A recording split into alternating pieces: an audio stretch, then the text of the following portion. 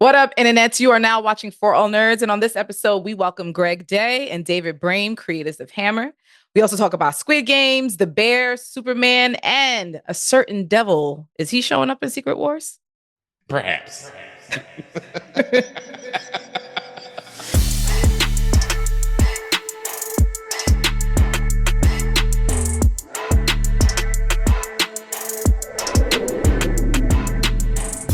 And what's up, y'all? Welcome to another episode of the For All Nerds Show. It's your boy, DJ Benhameen, a.k.a. Buzz Ouchia, Blark Bent, Method Mansplaining, Meet Millhouse, LeBron James, Chewbacca Khan, here in the spaceship tonight. And as always, I'm joined by Tatiana King, the Grand Duchess of Tech, also known as Gucci Mane, DeLorean, Lambo Calrissian, Jay Prince of All Saiyans, the Little Mermaid, Dark Chocolate Phoenix, the Lord of Lightsabers, and the Ting of the North.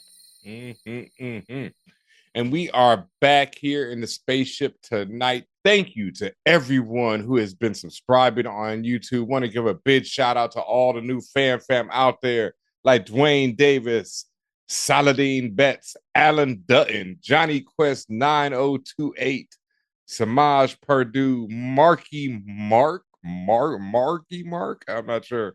Coon Coogan June, Bob Johnson, Kayon Pitt. They spelled it weird. Brody Thornton. Big shout out to Brody Thornton. I love that one right there. And who else we got? Jason Clark, Jason Kuko, Jordan Clark. Okay. Andrea Hernandez, Michelle Magee, Space Age 3K, Bernadette Williams, Eric Ross, Camille Till 91, Michelle Gabrielle, and everybody else who has been subscribing on YouTube, the multitudes. Please click that subscribe button if you're watching us right there, right now. And of course, you know, if you want to be one of the big dogs, you can always head over to patreon.com/forallnerds and add your name to the wall of fame. We got some new people over there. Your name is now inscribed on the wall. Thank you very much. We still need a name for this wall. You know what I mean? Like, really, it can't just be the wall of fame. I like it being a wall of fame. It's got to be better than that, man. That's so bland. That's so like everybody got a wall of fame. You know what I mean? No one got the For All Nerds wall of fame, though. This is true, but you know, we can do better than that. We got to put some flavor on it. Patreon. If you're on the Patreon, please make a suggestion. Please. You know what I mean? Y'all Patreon, y'all be giving the money, but y'all be quiet over there sometimes. I'm not understanding that. Like, you know, like not when I be dropping them links for the free screeners. Y'all be true indeed. When we do press the folks at the PRs and all that stuff to give us some free stuff so we give it to y'all, because all we do is say thank you and turn around and give it to y'all. So we know you like the free goods and, you know, the gifts and things like that. So we're working on bringing more of that for you. Word, because the free episodes, the bonus episodes, it doesn't even seem like y'all watch them like that. I'm gonna have to talk to my Patreon people separately on video over there. So look out for a new video coming to patreon.com/forallnerds. But I mean reprimands. I'm not even reprimands. I got questions. I'm just like wondering, like, you know, why? You know, I'm like Jadakiss over here. Why? You know, that's gonna be the title. I got questions. Yeah, why? You know, yeah, why the Bush not down the towers? You know, gotta know. Oh yeah, ouch. That was a good song though. But yeah, song. Man, welcome. Listen, Ironheart finale went down. If you have not, definitely watch our review of the final 3 episodes. We actually and of course, I hope of just the first season. Even though this is a miniseries, but we were joined by Janicia F. along with Chris Lambert. Thank you both very much for your time, energy, comedy, and everything in between, because it was a fire review. I'm happy more than happy with the way it ended. And also the finale, or the ending of Ironheart, actually closes out the end of the 5th phase of the MCU. Yeah, I didn't realize that. Yeah. Yeah. That's dope that they gave that, you know, little credit to Ironheart. And despite the haters, it's now positive, certified, fresh on Rotten Tomatoes. Hey, including our reviews up there too. So I mean, we are part of, you know, the legions over there at Rotten Tomatoes. So thank you very much for that honor. And like we said, or like Tatiana said, you can peep our review right now on YouTube.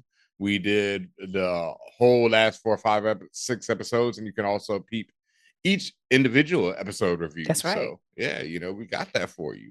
Yeah. And big things happened in that, finale. And my immediate question, because I was wondering, I did not see her name, Dominique Thorne, when they did the whole chair announcement for Doomsday, and I Googled, her name was not one of the chairs, but she has hinted that she will show up in Doomsday, and even RDJ had already said that there's more names to come. And Ryan Coogler said in a interview or something with Deadline that this series has major implications into Doomsday. So that's why I'm thinking, like, she got to be in it somehow. All right, now this is something that I didn't say on the review, because I did mention that, and this is now, when this drops, this will be well over a week later, or close to a week later, so I can, spoilers if you haven't seen Ironheart, all right, and if your head has been stuck in a rock for the last 7 days or something. But spoilers out the way. Mephisto appears in the finale of Ironheart. And what I did not say on our review is, because I mentioned that when I was coming up, Mephisto appeared in a lot of Silver Surfer comics. He was steady trying to get Silver Surfer soul, because Silver Surfer, is that pure paragon of good. And he was like, oh, if I can corrupt this one, I'll get them all. But another big Mephisto storyline that is always running is that Mephisto, because he is the representation of Marvel's devil, has possession of Dr. Doom's mother's soul. And that's something Doom has always been trying to do, is to free his mother from this hell that she's trapped in. And that's why Doom, because for those that know, Doom is like, he's Reed Richards and he's Doctor Strange. Doom is both a scientist and a magician. Right. And he learns magic because his mother was into dark magic, and that's how her soul ends up getting trapped. And so he learns magic in the hopes to free his mother's soul. And that's like one of his big goals. His like list of, I think, 3 big things is prove I'm better than Reed Richards, free my mother's soul, and take over the world. Talk about biggest hater. Yo, the biggest hater. It's like, before free my mother's soul from hell, it's prove I'm better than Reed Richards. I'm a hater, and I'm gonna show you why. Yeah. Like, no, he can't stand that nigga, and that's one of the things I love about him. Like, he do not pull punches. He's just like, this nigga is not nicer than me. Let me show you. This nigga can never see me. I cannot believe.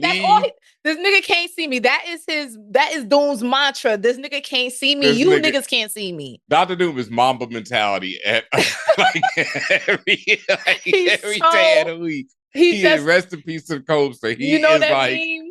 None of y'all niggas should ever see me. I can't believe y'all even put this nigga on the court with me. Not like, to make him stand next to me. You know that meme? I thrive off negativity. Yes. That is Dr. Doom. But the thing is, he's like really super positive, like, it's like, to himself. Well, no, like to Latveria, that country is very well run. The country that he's the king of. Yes. Yeah. His own shit. So, yes. Because he believes, and rightfully so, he believes he can run the world better than anyone else. And that's the funny thing, right? There's this, right now, there's a comic, the Midsummer series from Marvel is One World Under Doom, where Dr. Doom is taking over the world. He's running the world, not like where he's, the king of the world, just where he's running the world, and it's efficiently done. Crime is gone down, crops is up, people, starvation's out, all the thing. There's no war, etc. And so the heroes are sitting around like, yo, do we knock him off? He's actually doing it better than we did. And then the people are doing. And that's the thing. And this is funny because this is a remake, or I guess a reboot, rehash, whatever, of, there was a graphic novel back in the day called Emperor Doom. And it was just one graphic novel. And in the graphic novel, same thing happened. He takes over the world, runs it better than them. Eventually the heroes do, because Doom is using the Purple Man in that storyline to broadcast like mind control over the world. So eventually eventually the heroes do come in. They end up killing the Purple Man. They bust it up. And as they're flying home, as the Avengers are flying home, they're sitting there like, yo, did we just do the right thing? Because he was doing better. And they're like, I don't know. And that's how the book ends. So damn, that's what I was like. Well, niggas every day being close the book. Like, okay. That shit's amazing. Like, it's such a great graphic novel. I don't know how this one's gonna end, but that was such a great graphic novel because they busted, they killed this nigga, the Purple Man. You know, like, I mean, sure he was doing bad, but they actually killed this man. And then they fly home like, I think we fucked up, dog. Well, just saying again, you know how you aspire to hate on your ops like Kendrick? I aspire to hate on my ops like Dr. Doom, my nigga. Doom. Yeah, so that being said, there's a good chance. I'm not sure if Mephisto going to show up. I don't know. I don't think you need him to. You don't need him to. I don't know if he has to. I mean, eventually he's going to show up in the films, but I don't think you need him. There's too much crazy shit already happening. And Doom has to be someone who survives Doomsday and Secret Wars. Yeah. But then that being said, I don't know because depending on what version of Secret Wars they do, that's like the big battle between Doom and Reed, and I don't know. We'll get there. We'll get there. But yes, I actually do believe that he could show up in Doomsday, or at least be mentioned. I don't know. I don't know what this Doomsday storyline is going to be about. I don't know how they're gonna introduce Doom. So it's like, which is a good thing because we don't need to know everything. No, I love it, but I'm just wondering, like, so if they do introduce Doom on some like, I'm trying to get my mom back, then Mephisto got to be in it, but if they introduce Doom like I'm the biggest hater, then Mephisto don't necessarily need to be in it.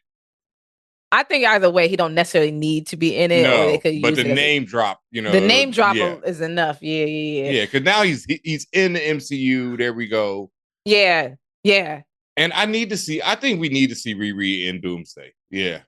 It would be nice, but listen, Ryan himself said she deeply not involved, but the implications of her will show up in Doomsday.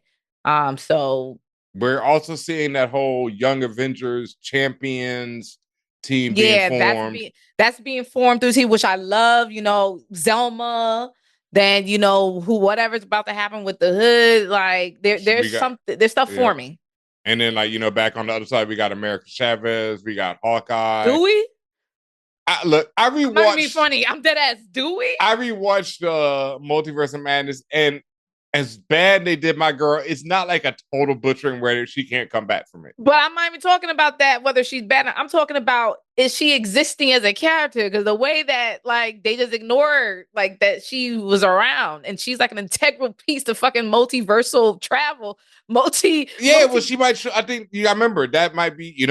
She might play a bigger role in Doomsday Secret Wars, and that might be their way of forming up the younger squad. Remember, we had Hawkeye and what's her name met. Didn't Hawkeye? Who did she meet?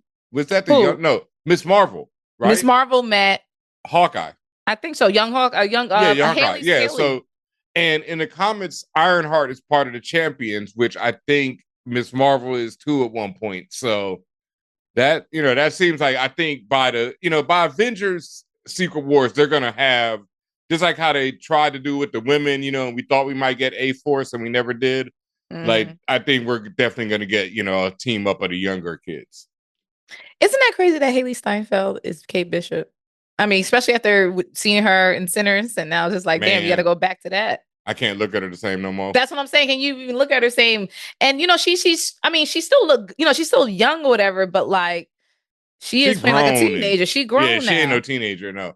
But that's the thing, most of them aren't. Like, that's why it's not to be young Dominic's Avengers. Grown, it's to be champions. Because they can't even call them young Avengers. The only one as a kid really was Miss Marvel.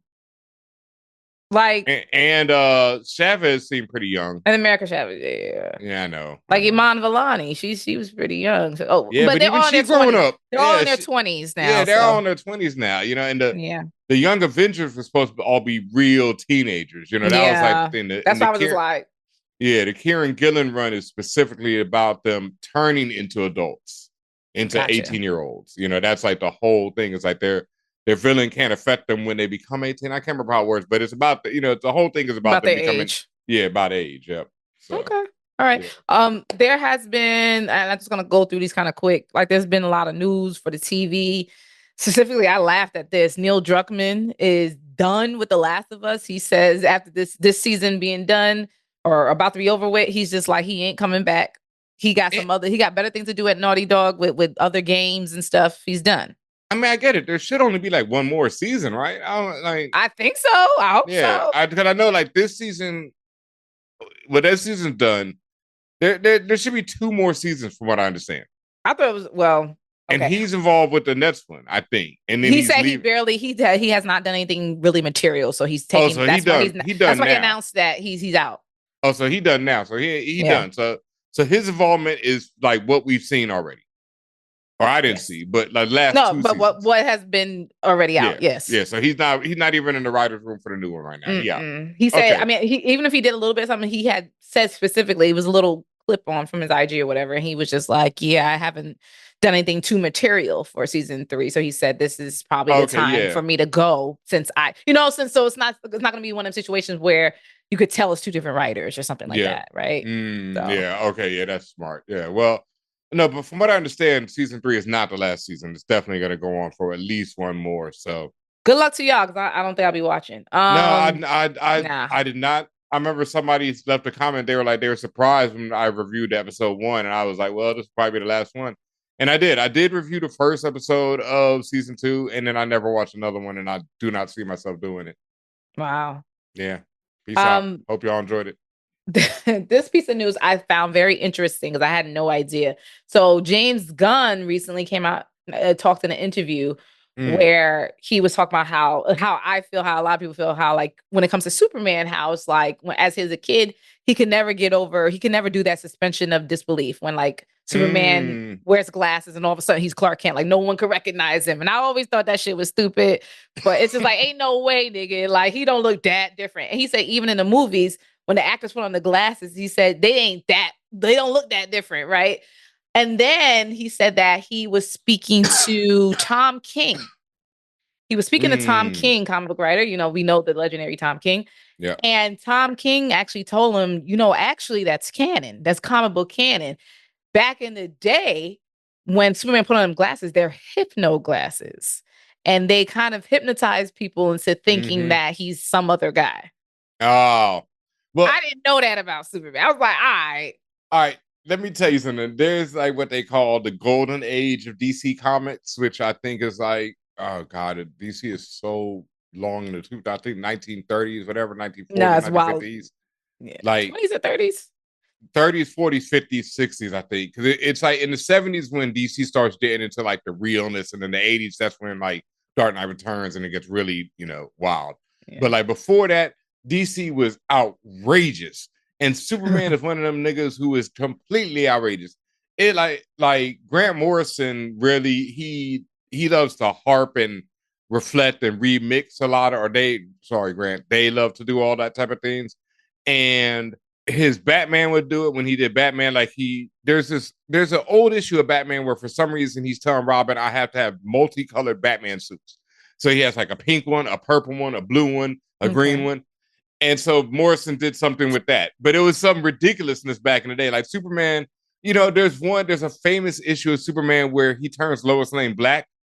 That's what I'm saying. Into a black woman, or the color black woman. Or Superman had a miniature version of himself. That was one of his superpowers. He could grow a tiny Superman out of his hand. I reject that. And that little tiny Superman could go around and do things. But I didn't know the specifics like you're explaining, but I always knew back in the day they had wild powers for Superman, because in the Christopher Reeves movie, I don't remember, it was like 3 or whatever number it was, which movie it was when he took his like not Kal-El. Yeah. He was trying to capture the niggas. So he takes off the shield off his shirt, and it turns into like a giant piece of cellophane and captures the ops. And they they capture them into like, and they're like wrapped in this. It wraps them up in cellophane. I'm like, who the fuck thought it? Now, mind you, this is years after the fact, right? We talk about 2000s. I'm watching sitting there on TV. I'm like, crying. What about that? Yeah. But that's how it was. It was like Superman would just have the weirdest, like, it's like, why would the writers were on major drugs is the only thing that I could think about, because like the one where he grows this little nigga out of his hand is the most disturbing shit in the world. Why would he have that power, guys? It doesn't matter. Like that doesn't, like the cellophane. I'm like, I guess maybe utility belt type shit. Yeah. Why miniature you? What's going on? Why? Why did he turn Lois Lane black in this issue? LSD. I remember Chico, shout out to Chico Leo. He put me onto that one where he turns Lois Lane black. I don't even or she turned herself black. Or like, okay, now this is something in the turn herself in the trailer for the new Superman, we see Superman fighting a giant kaiju. Yes. And there's a lot of rumors. I'm trying to figure out what that's about. There's a lot of rumors that kaiju is Jimmy Olsen. Because in the comics, again, especially in them old ones, and even in the All-Star Superman, which I was rereading because Dunn said that the All-Star is a big influence on the new Superman, so I wanted to reread it before I saw it. In one of the issues of All-Star Superman, because once again, that's written by Grant Morrison, who loves history of DC Comics and all that, there's an issue about Jimmy Olsen. And in this issue, Jimmy is trying on all kind of outfits. Jimmy is super weird and super out there throughout All-Star Superman. But one of the things back in the day in those weird comics was Jimmy would turn into a kaiju occasionally. You know what? I'm just gonna leave it alone. Because in the Jimmy Olsen issue, he keeps doing this a day in the life of, and like one time he's a day in the life of a caveman, and he's actually a caveman. He goes back in time to be a caveman. So that's how, it was that kind of strangeness. And that's what All-Star Superman really embraced. And that's what James Gunn seems to be embracing. And that's why we have a kaiju fighting Superman in the middle of Metropolis. Because I think it is Jimmy Olsen transformed into a kaiju for some reason. Guys, our review of Superman is coming. That's all I gotta say. Oh my God. Done with thinking about this. Y'all don't understand. Like, I wasn't like crazy hyped for it. We're gonna see. I was hyped for it. We're gonna see it soon. I was, because it's All-Star Super. The James Gunn and the All-Star Superman had me hyped. But then rereading All-Star Superman and how ridiculous, how like Silver Age, I was talking about, like how it's such a modern take on the Silver Age, and then knowing James Gunn and how he loves that weird shit. Like there was this one shot in the second trailer, I think it is, when it's Lois Lane and she's in some weird spaceship and she's like, let's go, and they're flying off, and I'm like, oh, okay, this is on that, where Lois is going to figure out that he's Superman early. Because that's immediately. That's in All-Star Superman. It's like the first issue. It ends with Superman revealing to Lois. Yes. And like you were saying, that's something Grant Morrison talked about. He's like, it's not that people don't see that Clark is putting on the glasses. It's that Superman's this actor. So when he's Clark, he slumps. Mm-hmm. Christopher Reeves did it real well. Yes, he's bumbling. He's an oaf. So it's like you would never believe that this guy could be super. And that's, like you said, Reeves does it. It is fucking it's chilling. Crazy how he do it. When Reeves reveals to Lois that he's Clark, that he's Superman, and he takes off the glasses in front of her and shuts her up. Yeah. It's that same moment in All-Star Superman, and it's like that acting. If Crown Set, if he can pull that off, man, I might be screaming it. He does, and I will say he does, just off imagery, he does look vastly different when he's Superman to when he's just sitting around. He's doing that slump. He's doing he has the he's emoting very well. So we'll see how this goes. But yes, y'all, we will be seeing Superman soon. So stay tuned for that review. Yeah. Just on the TV front, I'm excited. The Bear is back. I actually watched one episode before we started recording tonight. Yeah. It's back. I think we're off the art project that was last season. I think we're back into shit that we fuck with. So first episode was real good. So I heard like the fourth is crazy, and I heard the finale is really good. Great. Because right now I'm happy it's back to form. So if y'all felt the ways about last season, as did I did. I think you're gonna feel better coming into this. Good. Squid Game season 3 is out. This is the final season. I don't know if you've been following it at all, Ben. Never in my life. Never in your life. Okay, and I understand why, but I've been following. It's been a big thing to me. I'm still mad because I think the nigga should have just went and got his daughter at the end of the season 1 and stopped fucking playing around. But here we are. So. On the Squid Game vibe though, the Running Man trailer dropped. Did you peep that? I heard about it. I didn't see it. Couple things first. The Running Man is based on a Stephen King novella. It's not even that long. No, it's a novella. It's not even that long, and which was made into an Arnold Schwarzenegger movie in the 80s. The Arnold Schwarzenegger movie is very campy, over the top. Arnold, the old host of The Price is Right, plays the villain. It's crazy. It's hilarious. It's one of Arnold's better movies. So I saw the movie as a kid. Was like, okay, let me go read the book. Mistake, because it is a Stephen King book through and through, and it is it's one of the darkest, most horrific. It's why I don't watch things like Squid Game and all that, because it's the originator, or it's one of the originator of all those. Like the main character has to get into this contest because his wife and daughter need medicine that he can't afford anymore. Damn. So he has to get into the Running Man game, which in the book is what they're doing. It seems to be the trailer for the book, because it's done by Edgar Wright, who did Baby Driver, Scott Pilgrim versus the World. Right. So it seems to be a combination of both, because in the book, it's you get into this game and then you're released into America, and anyone who's watching the show, which is millions of viewers, is looking for you.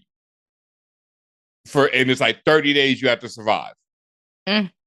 You know, while you're just running around and everyone is looking for you, and there's like specialty hunters out trying to kill you. So that's what it seems like the trailer is. Because in the Arnold Schwarzenegger one, it was just Arnold fighting all these like weird hunters, and it was more comedy and hilarious. The book is none of that. It is the dark.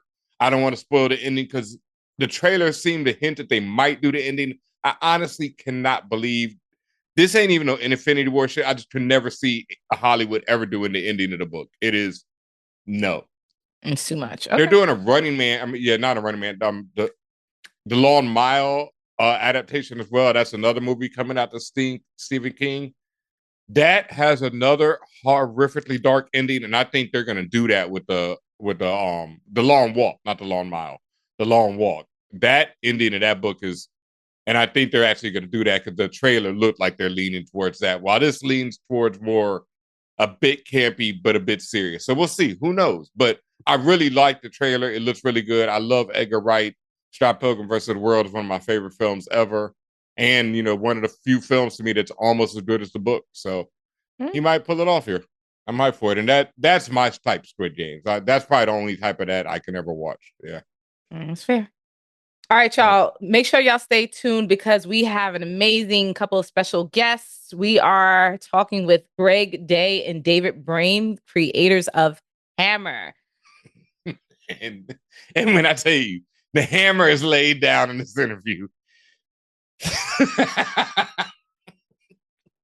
up, fam? It is I, Tatiana King, and I want y'all to know that I need you to do me a favor. Please share this show. You're listening to us, you're watching us, but you're gatekeeping, and I don't understand why you're doing that. I really need you to share with your friends, share with your mama, share with your cousin, share with everybody, because if you're like me, you love to share the joy, and it's really important that you do that. So please tell people about ForAllNerds. Yo, it's your boy Farrell Monch.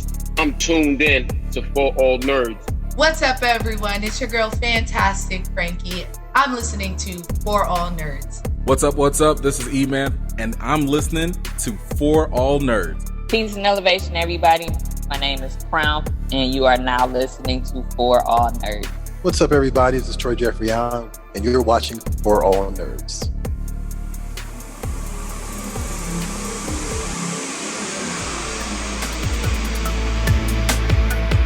And what's up, y'all? Welcome back to another fire episode of the ForAllNerds show. And as always, we have nothing but the illustrious fire guest in the house. And tonight is like no other because we welcome two living legends to the spaceship tonight.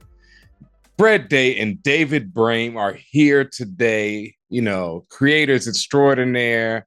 We're going to let y'all tell, you know, the audience all about them. But, you know, award-winning, award-nominated, all kind of books out on shelves, things of that nature. You might have seen, you know, Greg flexing, you know, on Instagram and all that, you know. But they got a few things going on that we need to talk to them about tonight. So, Greg, please let the audience know who you are, all that good stuff.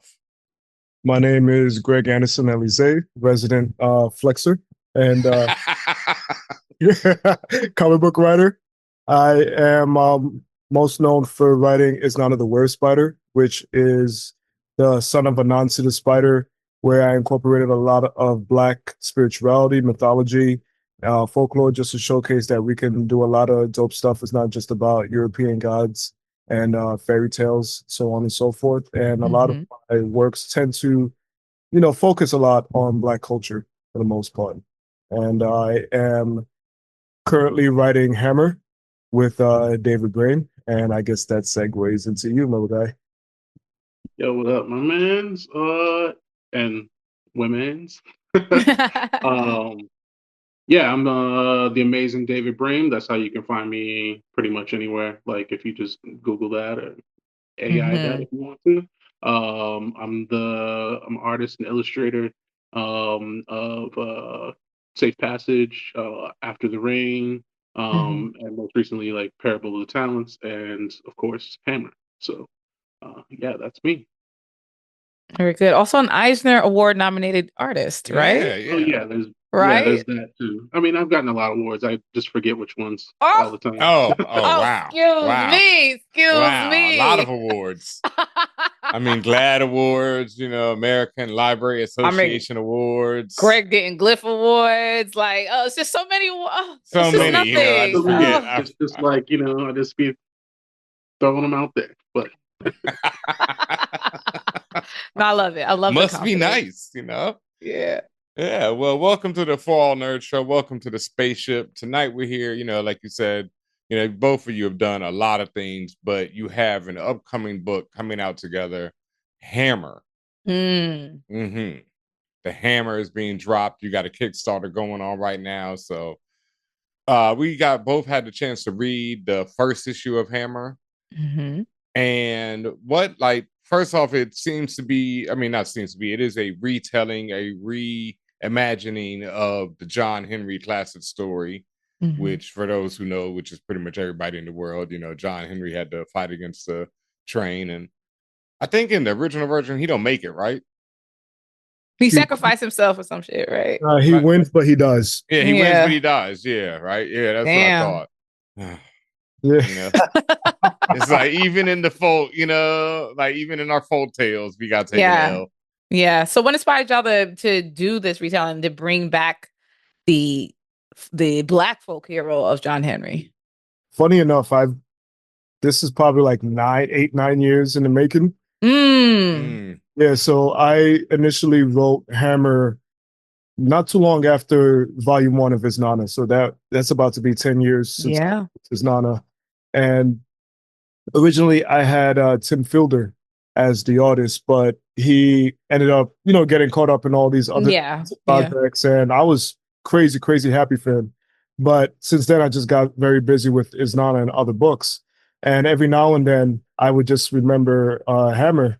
And I ended up sort of reworking it in order to fit Isnana. So if you read Ballads of John Henry and Rawhead, you see that same concept of John Henry being transported into a post-apocalyptic world and facing, machines and so on and so forth. And so I think I was going to keep it at that, but then it was just like, I wrote like hundreds of pages of Hammer and I'm not doing anything with it. So when I was launching my Patreon, I was like, what would be a cool sort of tier? And I was like, why not turn this into a webcomic? And David, I've worked with David at this point for like, mad long.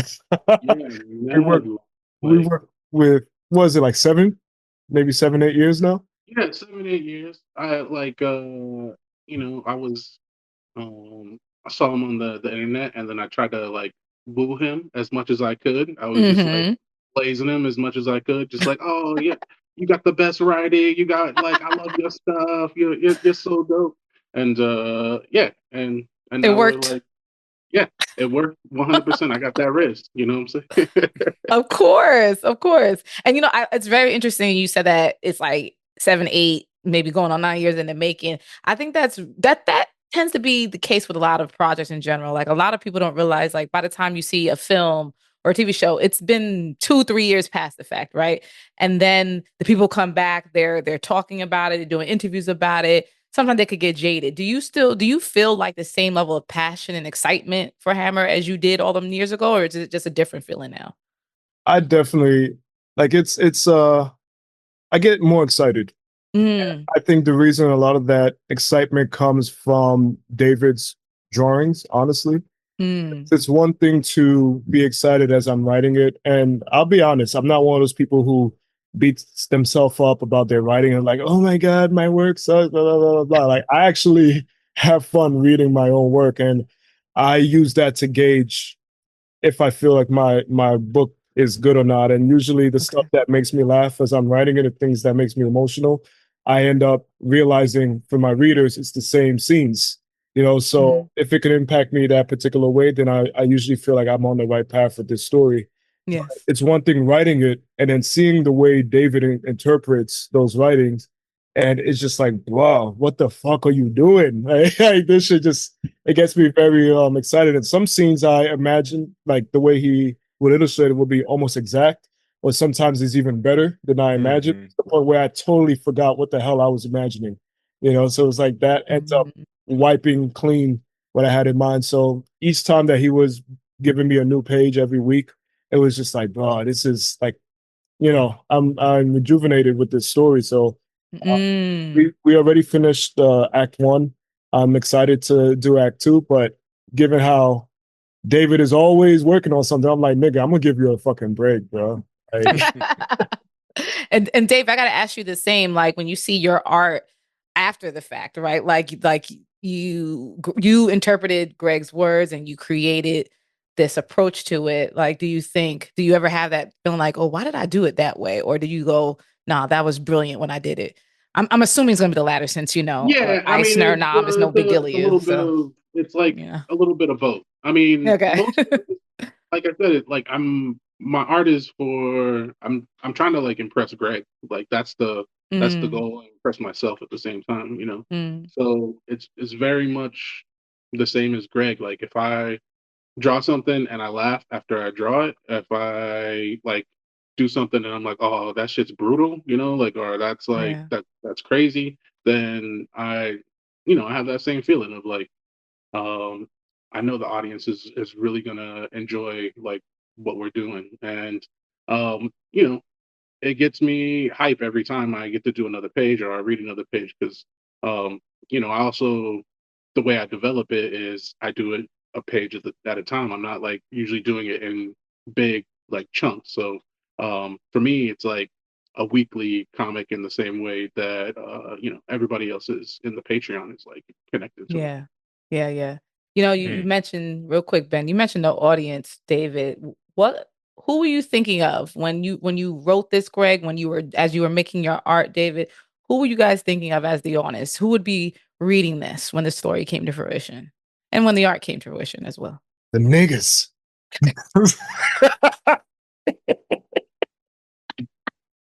That's real. Tell me more. I honestly, I feel when it comes to my work, I come from the school of Toni Morrison, to be honest with you. She was very much about my writing is for Black folk. And if you end up not being Black folk and you end up checking it out and enjoying it, cool. And so that's always been my main priority is Black folks when it comes to the artists. And also stuff that I want to see. I grew up wanting to see a lot more Black folks as the main characters in speculative fiction, as well as Black queer folk and all types of just Black folk in general in anything. And so I was like, yo, I'll be the one to produce it if I have to. And so getting more into this business and finding more like-minded individuals, people like Dave and stuff, it's like, okay, there's a plethora of us out there that we can do this thing. So first and foremost, everything I write will always be for my Black audience. That's what's up. All right. Greg, I was seeing that when we were looking into your history and stuff that you've done some film. I mean, not done some, but you've done a lot of filmmaking teaching, and you've taught filmmaking and documentary style filmmaking and a lot of other things. Yeah. I went to school for film. He's like, I went to school. I'm educated. Where did you go? I went to Brooklyn College. Okay. And they have a dope, really, really great film program. I think they're very underrated in terms of, how do I say it? A reputation. Mm-hmm. because I feel like people think about like Tish, they think about SVA, they think about, but nah, Brooklyn College, like they are hardcore when it comes to the film department, you know. And I got into film, I'd say around like middle school, high school, and I knew like I wanted to be a director. That's the thing I wanted to do. I wanted to write stories, plays, scripts, and I was into theater as well. But I think over time, as I got older, I think my comic writing just started taking over in terms of precedence of what I was focusing on. I still definitely want to get back into the film world if possible, but in the meantime, I've been teaching it for the past 12 years. Nice. And so that's been pretty cool. And sometimes seeing former students of mine, you know, still doing something film related, I'm just like, oh, dope, you know. It wasn't taught, you know. Well, no, my question was in relation to that is that when it comes to writing your scripts, are you more because like when I started writing Hendrix, that was one of my first time actually writing comic scripts. And so my writing partner Mello had a whole different, he's also, you know, a film writer and everything, but for comics, we wrote it in a different format than we would a film script. So when you're writing comic strips, are you writing in film script format or are you writing in we wrote more like a panel description, you know, and then characters. Yeah. Dialogue. I definitely write it in all comic format. Yeah. My mind is, when it comes to comics, my mind is on comics. Yeah. And it's interesting though, because like this was my first exposure to comic strips, and I'm learning that people don't have a standard. Like I tell people, if you read a film script, it's the same. Any film script looks the same every time. Technique. Yeah. I mean, same font, same spacing every time. It's a standard. It has to be, or people won't even read it. But with comic strips, I've read, you know, people's scripts and everybody's looks completely different. So is that where you're at with yours? Are you, and working with David, are you more of a, like the Marvel method where you just say this is what happens in a scene and then fill in the words later? So it really depends on the project when it comes to David, honestly. With everyone that I work with, I have a very standard comic script. I will open up the page with what's going on in the scene, what the panels are, the descriptions, and so on and so forth.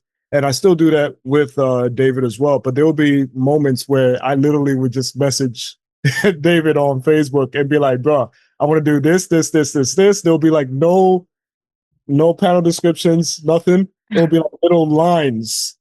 And this mofo will literally draw exactly what I had in mind. I'm like, bro, yes. Like, wow. Exactly it.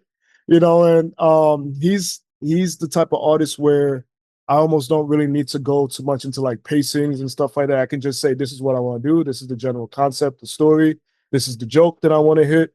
And this motherfucker will do it. And I feel like there's like this synergy between us when it comes to that. I know not to be really worried. I don't need to like sort of guide his hand or spoon feed him when it comes to my writing. Yeah, like we connect like amazingly. I think it just happens that, you know, we like a lot of the same stuff. We come from kind of like the you know, similar level of like education and like just like dope shit we're into. So it makes it much easier, you know, to just like kind of riff on everything. You know, it's like it's all jazz to us. You know. All right, and David, this was like, as far as I know, this was some of my first time seeing, you know, your work in comic books. So, who were some of your inspirations growing up, and even now? I mean, honestly, like I got into comics because of playing with toys. Like that was like where it started. Like I just wanted to tell those stories over and over. But then, you know, it happens like somebody gets mad at you or like, you know, bullies you, so you're just like, oh, I gotta put the toys away, but I gotta make this like look cool. But I mean, from there, it's like, you know, it's been like Sunday Funnies, like Bill Watterson, and then oh man, what? That's crazy because I can definitely see. Yeah, I mean, you know, Watterson is just the god. He's incredible. Like just his use of ink and his backgrounds and like the little touches of detail, but also there's this like sort of like life and energy to the way that he makes his work. But yeah, from there, I just got into like a lot of manga, and I got into a lot of like I think every like 90s kid like loved that image stuff. So like I was like into like Young Blood and you know Grindel and things like that. I mean, that's two different extremes there, David. Like you say image, and I'm like, oh, Robin Field. Okay. I mean, I was a McFarlane like fanatic, Ron Lim and Wilsey and all them, but Grindel is like, that's that whole other dark shit right there. That was that like, yo, that's that was that nerd comic shit right there. Like, I mean, I only read a couple of Grindel, but it's funny. One of the characters in Hendrix, their look is like a black version of I think her name is Hunter Rose. I didn't know her name. I had to Google her for the art description. But yeah, she's one of the characters from Grindel. So definitely that inspiration there. Yeah. So just getting into Hammer a bit, I know Benhameen and I both really love the art. Like it's very, like, I don't know how art is descriptive as well. It's very descriptive, but then also horrific at times because it's horrific things happening, right? It's a horrific setting. There are just the wildest stuff happening. I don't want to give it away for people who want to read it, but in the moments that it got horrific, it was also just like you can't stop, you can't look away from it, and it's still compelling. And then like that introduction of the adversary, for example, that was absolutely a moment where it was just like, wow, who came up with that, right? Like, I was shook. I can't lie. That was like, okay, this is wild. Like some, yeah. Oh yeah. That was some horrific, yeah. Like I was like, okay, wild. This is, yeah. He came in with that, some energy. Yeah, I have to ask, just like, was there ever a point where as you were drawing out these panels and you were looking at this like, this is too much, or did you just kept saying, push, we need to do more? Like, did you even curb yourself, or was just like, nah, just go? No, there's no curbing at all. It's always like I always want to scare myself. Like, I mean, I'm a lover of horror, and so like if I can scare myself or make something that makes me, I guess, feel something, then I know the audience is going to feel it 10 times more. So I mean, we even had me and Greg have had a lot of conversations where he's just like, he's like, I show him something, and then I think maybe I can make it creepier. Maybe I can make it more brutal. Maybe I can, just add something a little more to, so his already sort of super level of brilliance. I just want to, add a little bit more spice to whatever is already there. So I'm always like telling myself to push it, and like I had just finished doing Parable of the Talents, and that's just like, yeah. I mean, if you read any Octavia, like once you can get through that level of brutality and realism and like this fantasy world kind of is like a relief. It becomes in a way more cartoonish than like sort of the reality that Octavia like creates. So I'm always like looking for that next level of craziness. And as you're looking for your levels of crazy, how fast are you pushing out these panels? Like, are you the type that you need like a week on something, or it's like this stuff is coming out in 20 minutes? Like, what are we talking about here? Like 20 minutes, yeah. Wow. Like, I'm like, I mean, there's a lot of like, I guess I could say I've been doing it for 43 years, right? Like, I mean, it took me 43 years to get to this point where I can like push out a page in a few hours, a couple minutes. I have to, not a couple minutes, but like 20, I get what you mean. Yeah. But it's like you develop a workflow and develop like sort of a system of how to like just create and be artistic. And so it's not like it's not a painstaking like process for me. It's actually it's like a relief. It's like a relaxing moment to be able to to just like push out these lines and create with like no boundaries. That's awesome. Question: what was the language that's used on the first page and then sprinkled throughout the book? It's multiple languages. Okay, I figured. Yeah, It's an amalgamation of things. I was like, is that Yoruba? But then looks like it could be some Creole in there. And I'm like, well, what's going on? There was a lot going on. yeah, so each one of them, each verse that you see on the first page is a different lullaby from a different Black culture. Okay. And so for that, for the people, even if they were to try to translate it, I like to do a little bit of give people a little bit of work when it comes to my stories, because even when I introduce a lot of spiritual characters from different Black cultures, I'm not going to spell out where they're from or who they are exactly. Like, you'll get the names and you'll get their personalities and a little bit of their backgrounds just based off of their visuals. But I usually want people to do a bit of research and be like, where exactly is this from? And so I was doing some research on different types of lullabies of different African cultures, and I was just like, yo, this, because it's supposed to be a very Black Afrocentric story. And so I thought, it won't be, it's going to represent many different cultures and not just one. Okay. Another thing I really enjoyed in the book is just the general themes of revolution, because that's something that I'm, pretty much put in anything I write. And I know, Greg, a lot of your stuff has that same feeling in different ways. And this is more of a like upfront, straight up, people are fighting a revolutionary war against evil AI, robots, and cyborgs. So what made you want to go this route, especially with the AI and like the ideas that we're going around with AI right now in our own culture and society? Yeah, the AIs are the oppressors here, so in more ways than one. Well, I mean, I think I guess I got lucky with the AI sort of becoming what it is now, because as I said, I wrote this almost 10 years ago. Years ago, so now it's like, bruh, like this shit is actually happening now for real. But like when I was coming up with the general story, I think it was just a way of trying to modernize just the original theme of John Henry versus the machine. And so it just so happens that now the machine is artificial intelligence.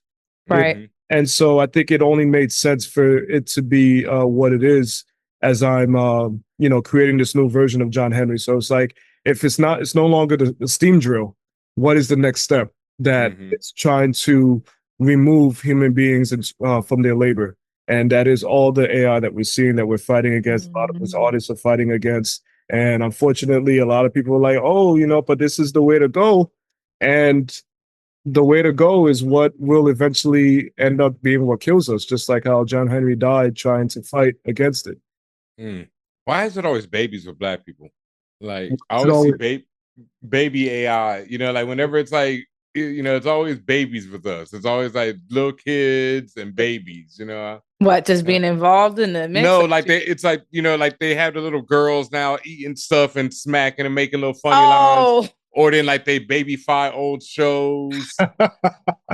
Feels very intentional, man. It feels very like, let's make y'all Black, y'all let's keep y'all Mortal childish. Kombat. Babality. Well, I mean, they say what, like Black folks are some of the biggest consumers when it comes to, media for the most part. Yeah. And I feel painting a lot of that whole, the babies, the Black babies, that's a way to try to appeal to our sensibilities, True, because we love little cute kids. We love cute kids. We love babies. We want to pinch them, kiss their cheeks and stuff.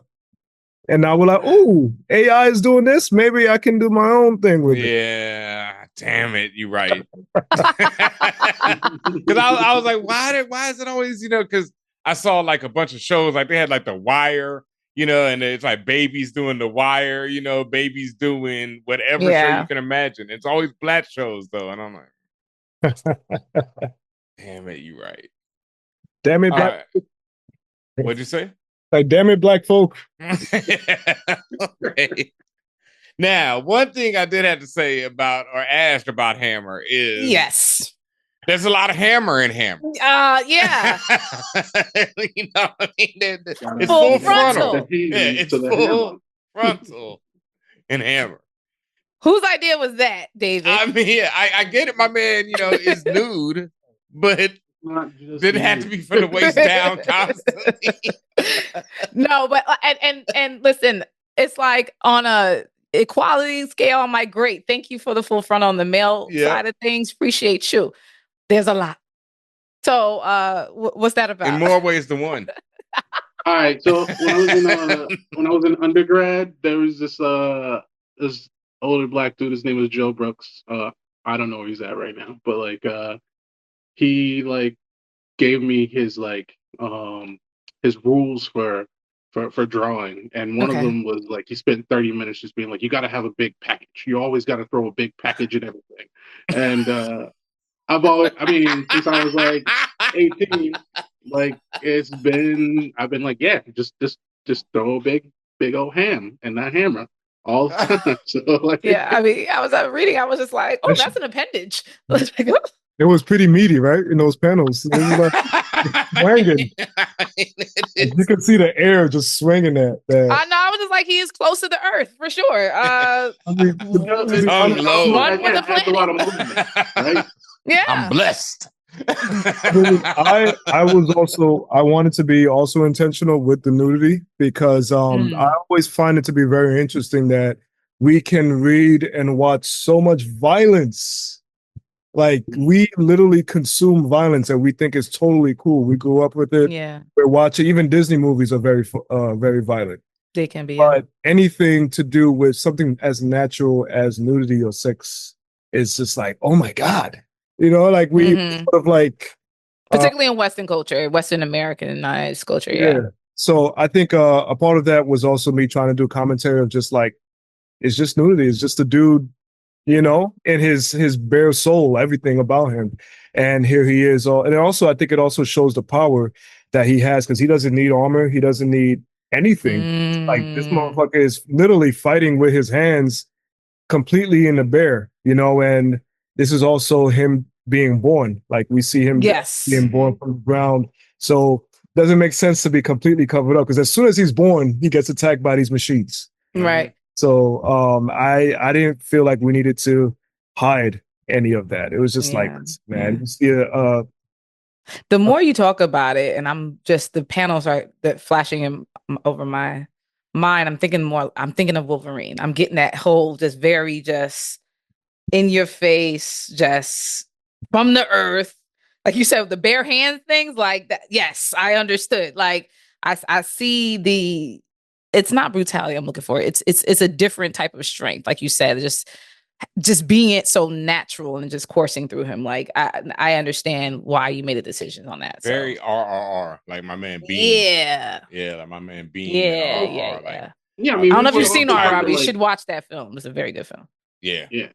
Yeah, we were also trying to desexualize, John Henry in a way, or nudity in a way. So if it's in your face all the time on almost every panel, you stop paying attention to, where the dick's at, you start paying attention to what's happening with the storytelling, and you stop. I mean, you get involved with it, you become a part of it, and it's not oh, this is about a sexy, muscly man with a giant cock. Right. It's this is just a man of the earth, and he's in this this crazy condition, in this in this world that he doesn't really know what's going on, and he has to find his way through this post-apocalyptic landscape.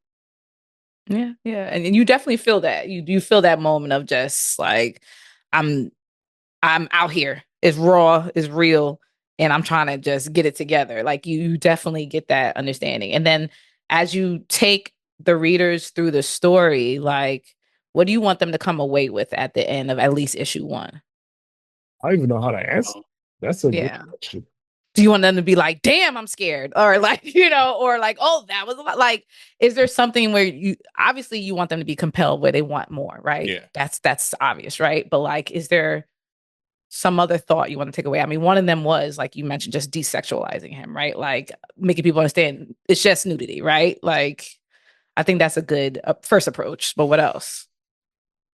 I mean, for me, the art is always what I want people to take away. You know, I enjoy when people come to me and like start talking about small details and like little things that you know that I put in there, not necessarily as Easter eggs, but things that like just I enjoy and I enjoy to do.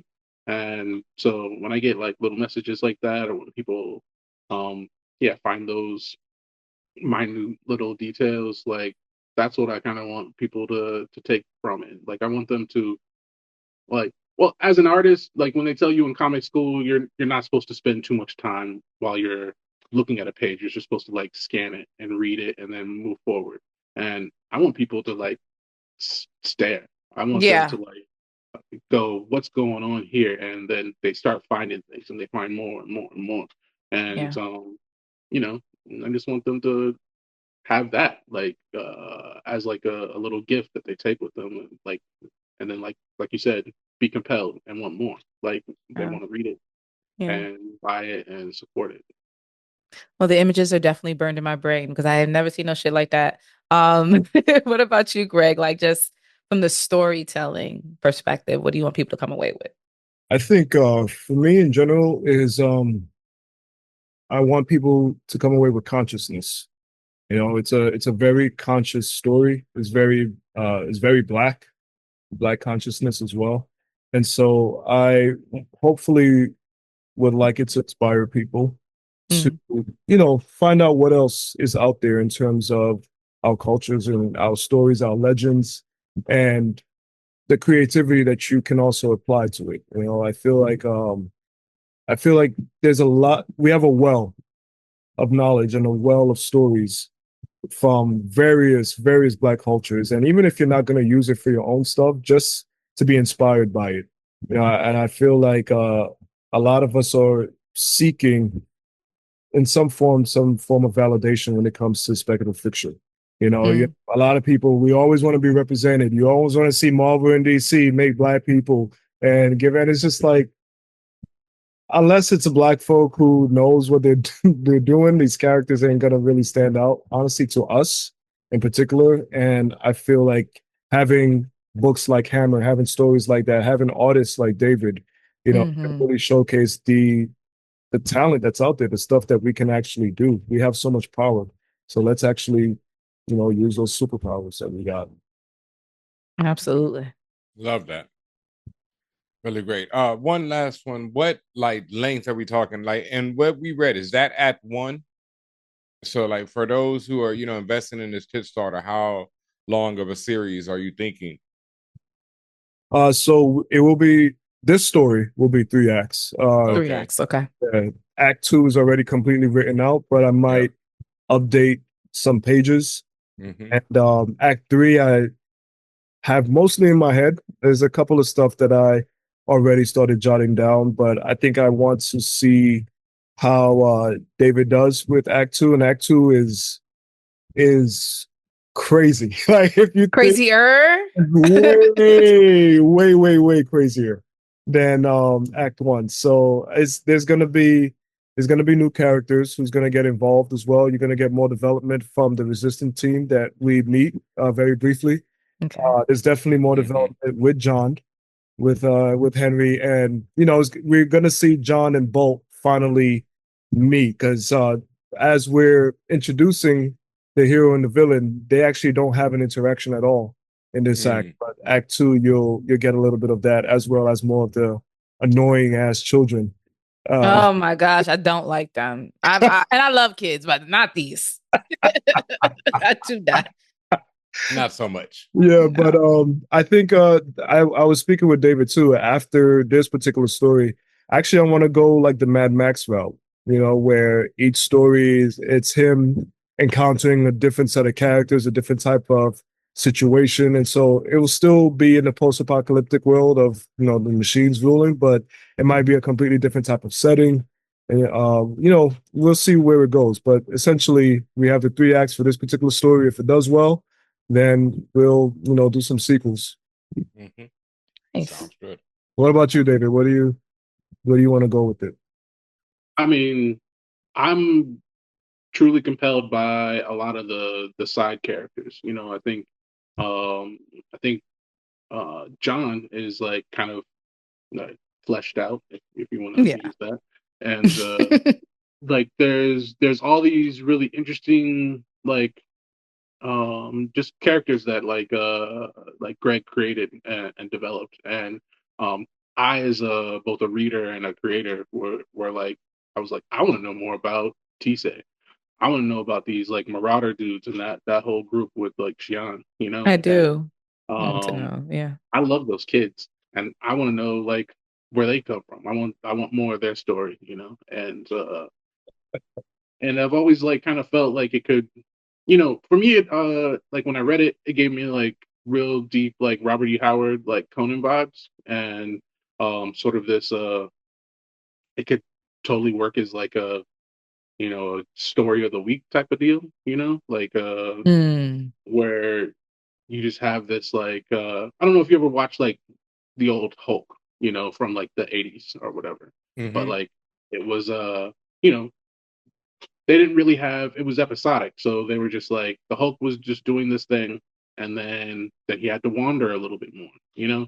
And so I've always like loved this idea of like this wandering like character, you know, who's just sort of a brutal marauder, and like you know, you get these like these places and all these new areas and settings that you can just like, you can throw them in, you know. And you know, it happens, and it's like this one story, and then it moves on, and you don't really necessarily need to like have this like long lengthy like Marvel or DC continuity. Like what you need, just like good storytelling and really beautiful art, and people will love it. They'll like I think people connect to that idea of just sort of being dropped into a space and a setting, and then it's there, and then it happens, and then it's done, and then the John Henry RPG. I get it.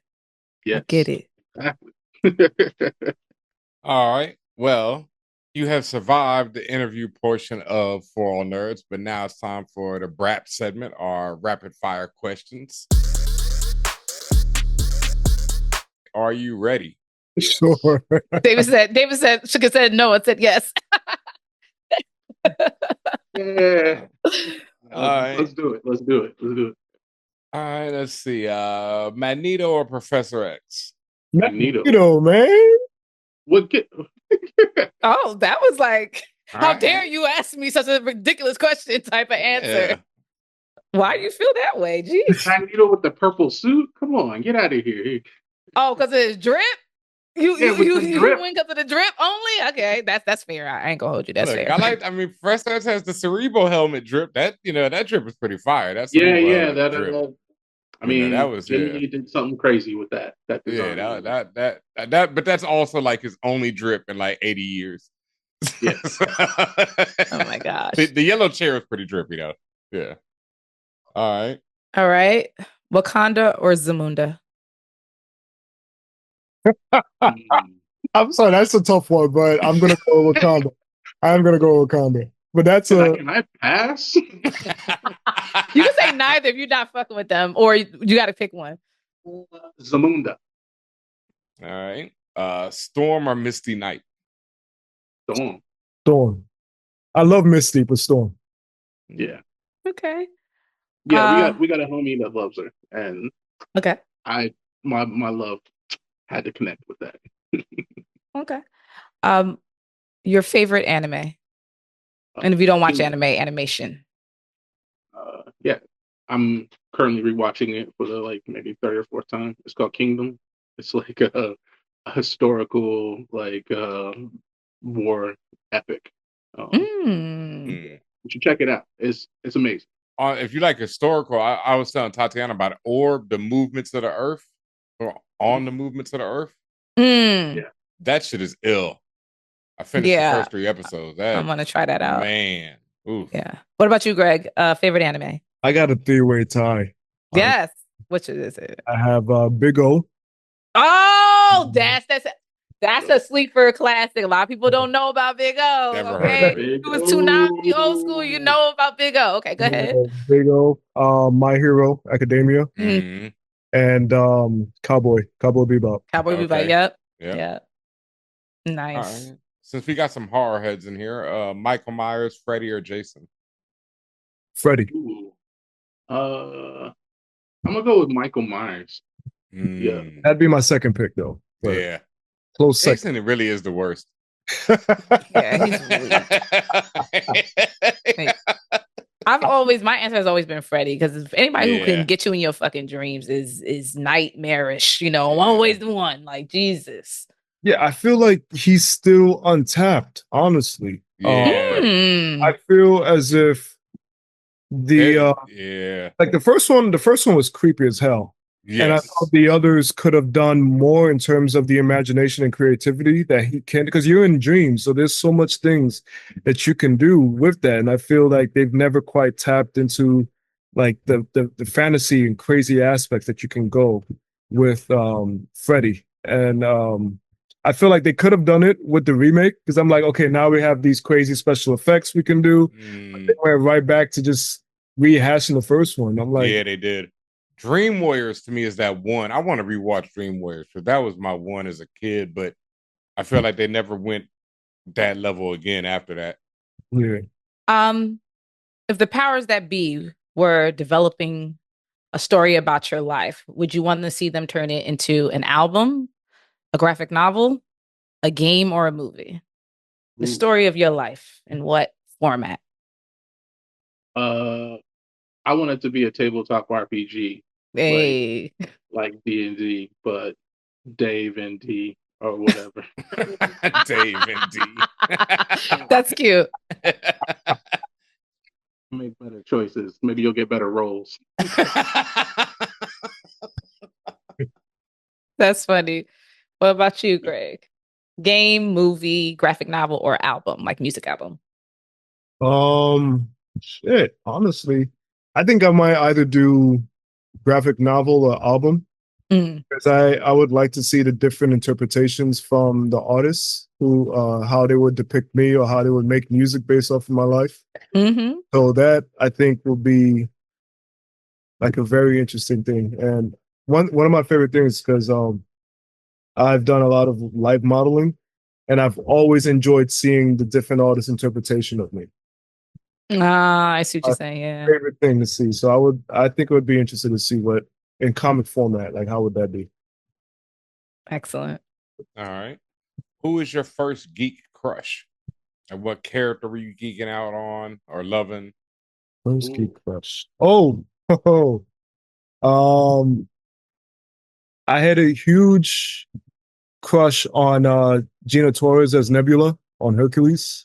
I know Gina Torres, but I did not know she played a Nebula on Hercules. Oh, she was on the shit that used to be on WB, Hercules. Yeah. The one with my man, the Sorbo, right? Deep cut. Kevin Sorbo. Terrible guy. Terrible man. Terrible person. Terrible.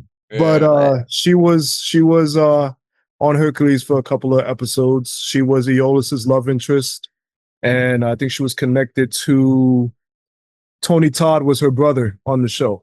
Oh, wow. Being possessed by this like evil entity, and she was trying to stop him and everything like that. So I think she was one of the very first like crushes that I had, and I can't think of many else, honestly. I mean, the typical Halle Berry as a kid, and Pamela Anderson. Yeah.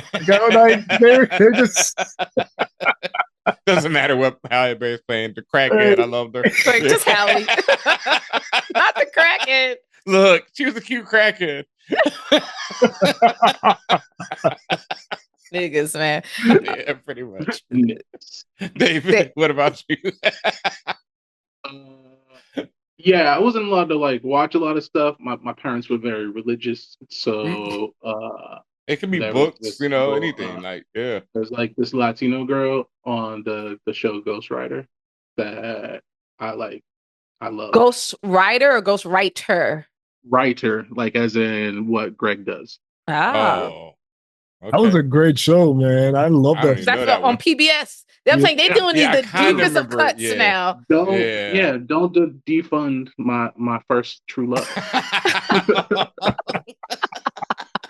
That's Man had to great. make it work. He was like, it was either Sesame Street or this. Like, I gotta find something. Remember that creepy the bubblegum monster? That bubblegum monster used to scare the living shit out of me. Practical effects were always the scariest. Oh They're yeah, hell always- yeah. It's yeah. scary because it's so terrible. Yeah. Okay, just two more questions. Yeah. In any medium, could be a book, movie, comics, even. What character's death hurt you the most? I have 3 examples. Oh, we'll see. Wow. I have 3 examples. Go. This man emotional. So in there was a David Hine Daredevil comic called Daredevil Redemption.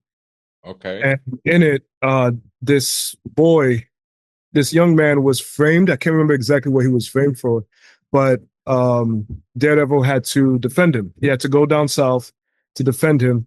And unfortunately, he lost the case. Mm. And he lost the case, and they put the boy in like a gas chamber about to execute him. And he realized that Daredevil was Matt Murdock.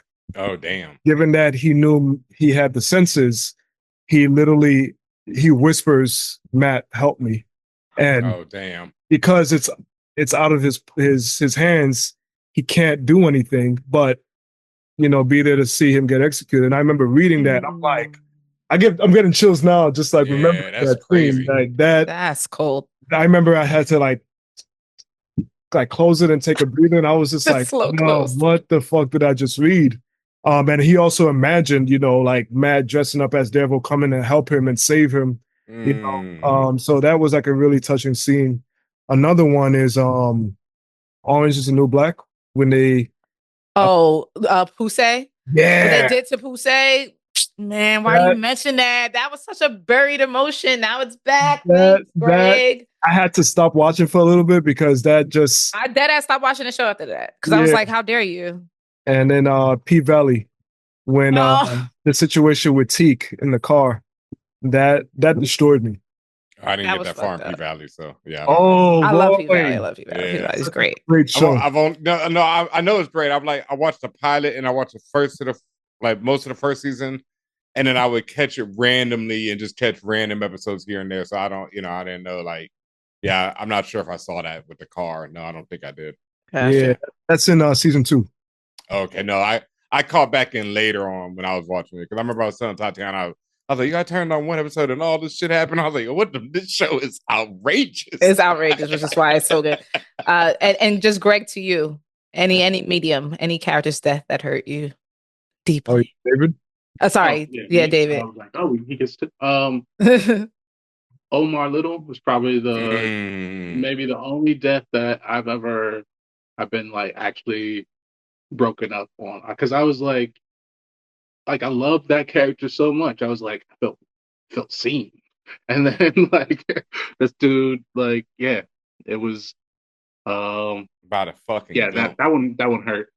But usually I'm like, I was never really like broken up about characters. I always saw it as fiction, so I was just like, there we go. But I was that tracks. That tracks as a fan of horror and a fan of scaring people. Was like, well, you're dead now, and close the book and keep going. On to the next. Yep. Yeah. That tracks. I tell this Omar story I think it was the second time because I was watching on DVD, and I'd already seen it. I knew my man died, and when he got shot, I sat there and rewound the DVD. Like, nah, if I just rewinded that shit won't happen. We're just gonna stop at season 2, and that's it. I was like, if I didn't see it, is it real? It'll give me a different scene. Omar will live. Oh my gosh. All right. Well, you have survived, Brap. You survived the interview segment. Please let the internets and the fam out there know where they can find you at. So on IG, you can find me as Greg Day, as GregDae. Mm-hmm. On Twitter, you can find me as Greg and Elysee, Elysee. You could also Google me. You'll probably see my web store show up on my Patreon. You can just type in my name and that'll show up. Fair warning, if you are on my IG, you might get a lot of what people so-called full frontal nudity. thirst traps. I don't have the hammer that John Henry has, unfortunately. But this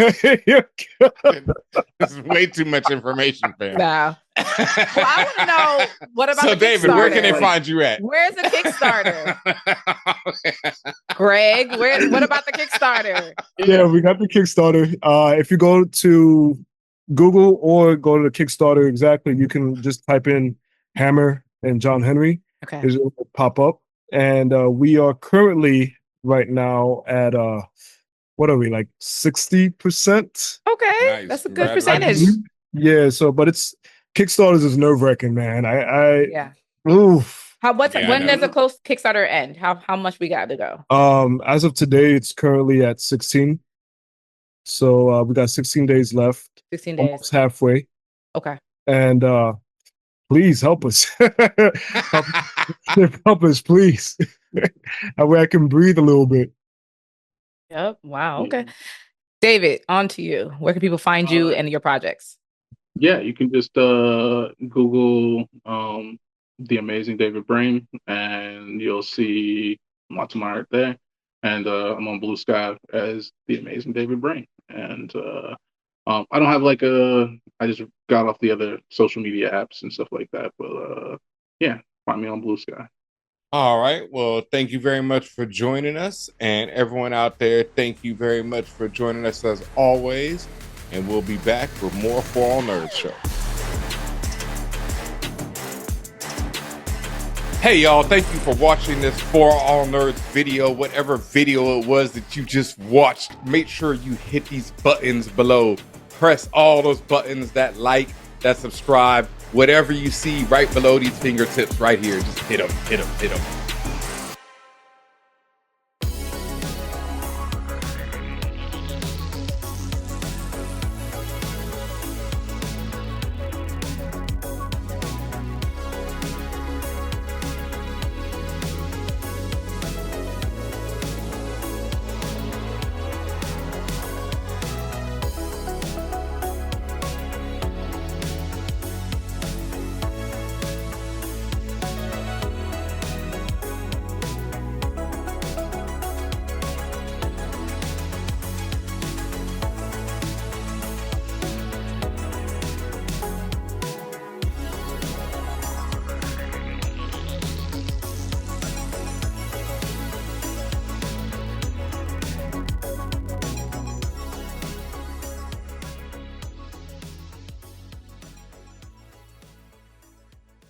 ForAllNerds Show is a member of the Loudspeakers Network, where we always say rest in peace to our founder, Combat Jack. ForAllNerds Show is powered by our listeners. Everything we do, from our podcasts, live events, our website, are all independently funded. Please continue to support us through our Patreon page at patreon.com/ForAllNerds.